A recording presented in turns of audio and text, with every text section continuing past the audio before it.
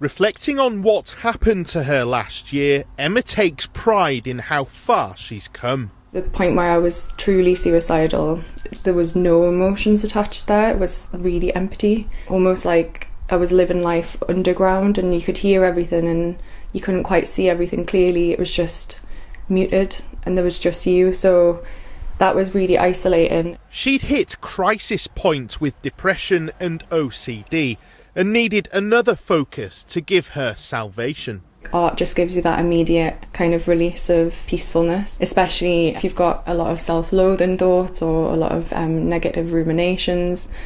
It just distracts you completely. And I started making kind of little bits of copperwork and painting again and drawing again and just really enjoying that kind of slower pace of life almost. Within weeks, that slower pace of life became a roller coaster of creativity. Emma set up a new business, and through that, she now helps other people living with mental illness. I feel like we could do a lot more to empower people to take control of their own care. So I've started developing little care bundles and craft boxes as well. So these are things that people can have at home to work through. There's a lot of tools in there, kind of meditation cards, self-help books, and obviously the craft boxes is the artwork. So kind of little bits of therapy, but just in a really normal way. Simon's hand-dyed shoe company is as much therapeutic as it is a successful business. It brings relaxation, almost like a form of meditation, if you like. It takes your time away from overthinking things that would kind of cause the anxiety. Is this overthinking? It's not just the polishing of the shoes and the finishing of the shoes and the making of the shoes.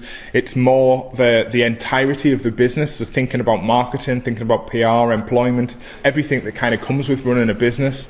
Simon's lived with depression and anxiety since his teens, but after he got into debt when initially setting up the company, it made things worse.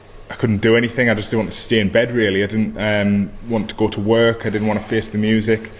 In running your own business and being, in inverted commas, an entrepreneur, it's allowed me the freedom, and it's become almost like a form of therapy where I feel like it is really okay not to be okay because it's my choice to kind of take that time out and to recover and then come back stronger.